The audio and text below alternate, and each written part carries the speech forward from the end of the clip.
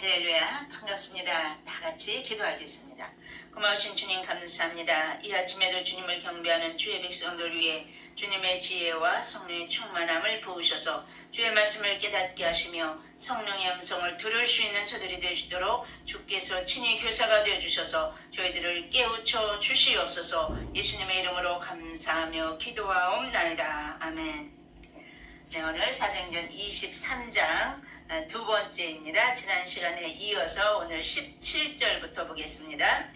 바울이 한 백부장을 청하여 이르되 이 청년을 천부장에게로 인도하라. 그에게 무슨 할 말이 있다 하니 천부장에게로 데리고 가서 이르되 죄수 바울이 나를 불러 이 청년이 당신께 할 말이 있다 하여 데리고 가기를 청하더이다 하매 천부장이 그의 손을 잡고 물러가서 조용히 묻되 내게 할 말이 무엇이냐. 아멘. 네, 우리 또 사도행전 노래 계속 반복해서 암송해 보십시다. 한 장씩 한 장씩. 예수님 승천해 성령님 오셨네 안진뱅이 찬미해 베드로 설교 아나니아와 삽비라 일곱 집사 세우고 스데반 설교해 빌립과 내시 바울이 회개해 베드로와 고넬료 바나바를 안디옥에 야고보 베드로 바울과 바나바 이고니온 루스드라 예루살렘 총회요 바울과 실라 데살로니가 덴네 우상촌 전도회 고린도 에베소 안디옥에 에베소에 두란노 마게도냐 아가야 예루살렘 올라가 회심간증 바울이 위기를 모면하고 벨릭스 총독 앞에 전도하고 베스도 앞에 서서 아그리빠 앞에 서서 로마로 압송돼 멜리데서. 네, 우리 28장까지인데요. 여기 23장은 바울이 위기를 모면하고, 네, 그게 이제 23장이에요. 그러니까 굉장한 위기를 만난 거죠, 지금. 그러니까 앞부분에서 사도 바울을 죽이고자 40명의 자객이 모의하는 것을 이 사도 바울의 조카가 알고 사도 바울에게 알렸다고 그래서요. 그러니까 우리가 16절 다시 한번 봅니다. 바울의 생질이 그들이 매복하여 있다함을 듣고 와서 영내에 들어가 바울에게 알린지라 그랬죠. 그러니까 하나님은 이 위기 속에서도 또 이 사도 바울의 조카를 통해서 이 위기를 모면할 수 있도록 또 역사를 하시는 거죠. 17절입니다. 바울이 한 백부장을 청하여 이르되 이 청년을 천부장에게로 인도하라. 그에게 무슨 할 말이 있다 하니. 네, 이제 사도 바울은 그저 자기가 다 그 내용을 아는 척하지 않고 백부장에게 무조건 이 청년을 천부장에게 좀 보내달라고 부탁을 하는 거죠.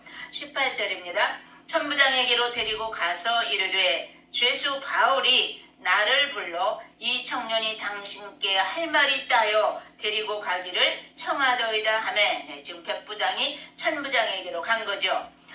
19절 천부장이 그의 손을 잡고 물러가서 조용히 묻되 내게 할 말이 무엇이냐. 네, 여기 이제 천부장은 이 청년의 말을 다 지금 들어줄 자세를 갖추고 있는 거예요.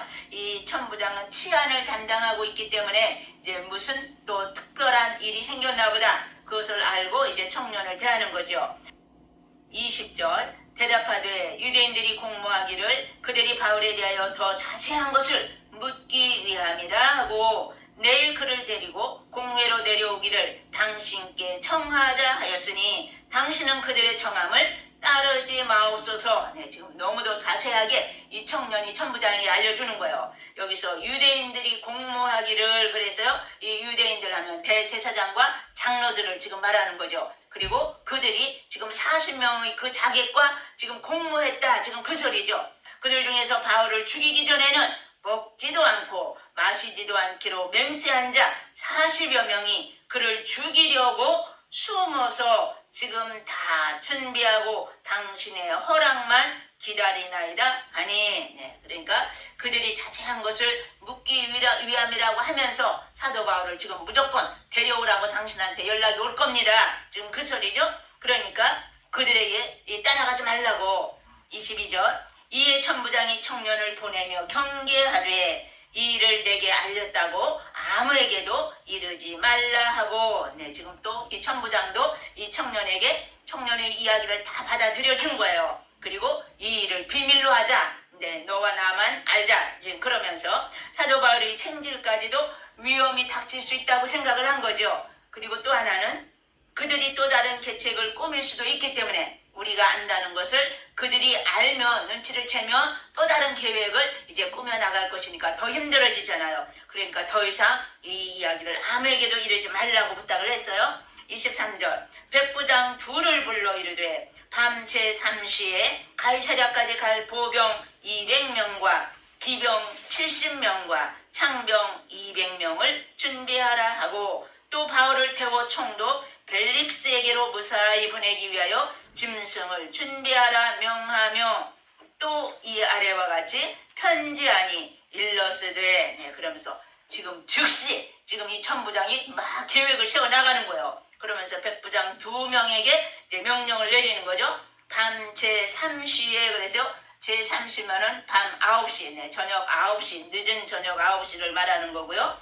가이사랴까지 갈 보병 200명, 네, 또 기병 70명, 또 창병 200명을 준비하라. 네, 총 470명이에요. 그러니까 이 아주 어마어마한 이 군인들을 준비하라고. 지금 천부장은 신속하고 안전하게 바울을 피신시키기 위해서 최선을 다하는 것을 우리가 볼 수 있죠. 자기 관할 구역에서 로마 시민인 이 사도 바울이 희생당하게 할 수는 없다는 거예요.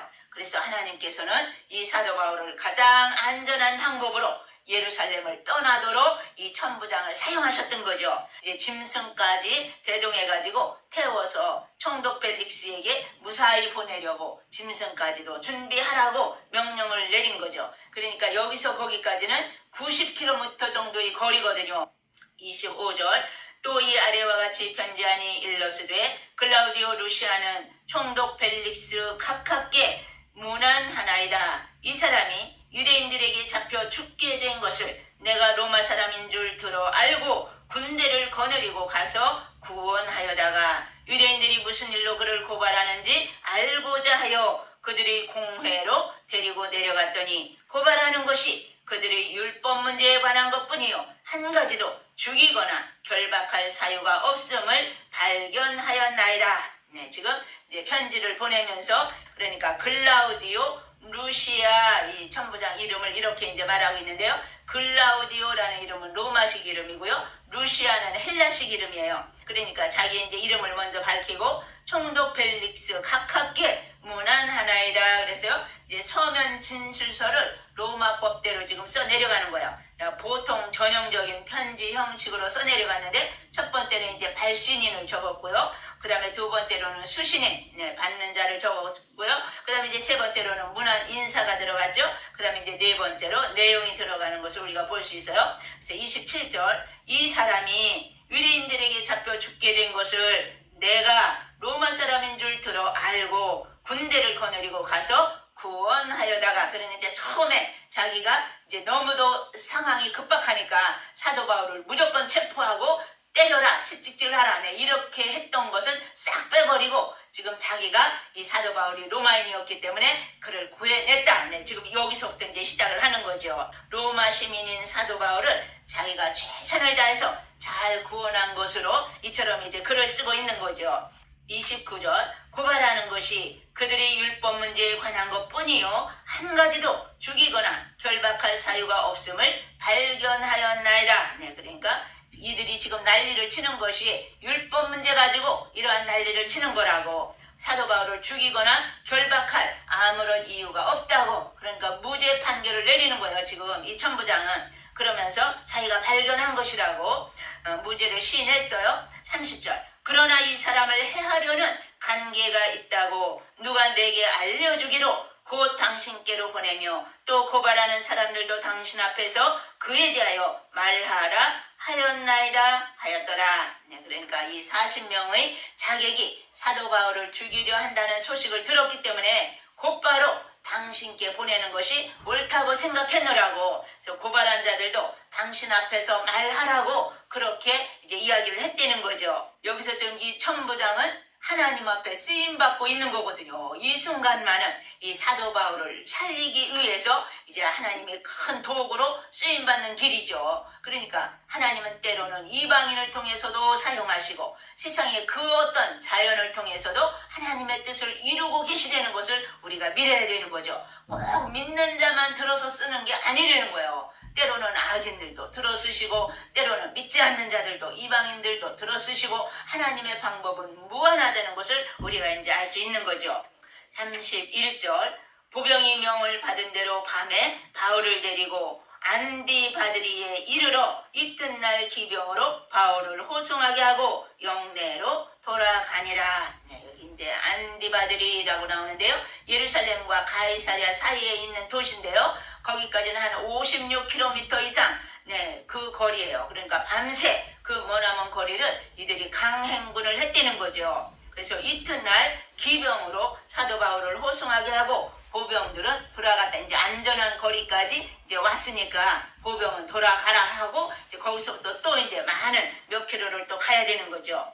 33절 그들이 가이사랴에 들어가서 편지를 총독에게 드리고 바울을 그 앞에 세우니 총독이 읽고 바울더러 어느 영지 사람이냐 물어 길리기아 사람인 줄 알고 이르되 너를 고발하는 사람들이 오거든 네 말을 들으리라 하고 헤롯 궁의 글을 지키라 명하니라. 네, 여기 그들이 이제 가이사랴에 들어가서 그래서요. 그러니까 이튿날 이 기병으로 이 사도 바울을 호송하게 하고 보병들은 돌아갔어요. 그리고 이제 여기서부터는 가이사랴까지 기병들에 의해서 무사히 호송되어 벨릭스 총독에게 편지와 함께 이 사도 바울이 인도되는 것을 우리가 볼 수 있죠. 그러니까 이제 총독이 그 편지를 읽고 바울에게 묻는 거예요. 어느 영지 사람이냐? 네, 지금 이제 어느 영지 사람이냐고. 사도 바울의 출신지에 따라서 재판 관할권이 달라지기 때문에 지금 그것을 묻는 거죠. 그러니까 다소에서 태어난 이 사도 바울이기 때문에 길리기아 출신임을 이제 자기가 밝혔어요. 그랬더니 이르되 너를 고발하는 사람들이 오거든 네 말을 들으리라 하고 헤롯 궁의 글을 지키라 명하니라. 그래서 여기서 우리가 알 수 있는 것은 이 사도 바울은 우리 인간이 보기에는 괴롭죠. 이 구금 상태이기 때문에. 그러나 하나님께서는 지금 가장 안전한 길로 사도 바울을 인도하시는 거예요. 그게 바로 감옥 안에 있어야만이 그가 가장 안전을 유지할 수 있기 때문에 지금 죄수의 몸으로 감옥 안에서 구금 상태로 지금 하나님이 보호하셨다가 그를 이제 저쪽 로마까지 베스도 총독 앞에도 서야 되고 또 아그리파 왕 앞에서도 로마의 왕 앞에서도 서서 예수 그리스도를 증언해야 하리라 이미 말씀을 해주셨기 때문에 사도 바울은 담대했던 거죠. 그러면서 담대하게 지금 이 모든 이제 죄수의 생활을 하고 있는 것을 우리가 볼 수 있는 거죠. 그래서 여기 너를 고발하는 사람들이 오거든 네 말을 들으리라 하고 헤롯 궁에 그를 지키라 명하니라. 이제 헤롯 궁은 요새의 역할도 했지만 재판 장소로 헤롯 궁을 사용하기도 했고요. 또 헤롯 궁의 그 지하에는 감옥소 같은 것이 있고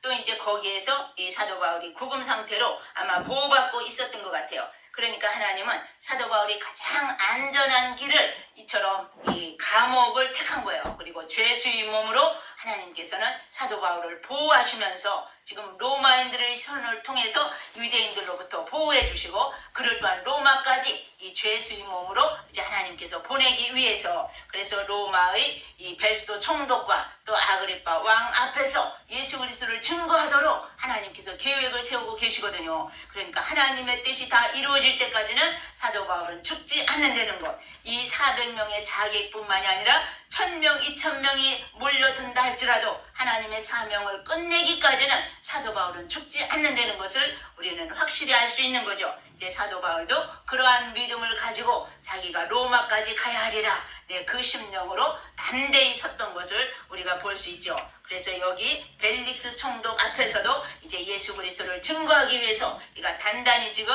준비하고 있는 이 사도 바울의 모습을 우리가 상상할 수 있는 거죠. 다 같이 기도하겠습니다.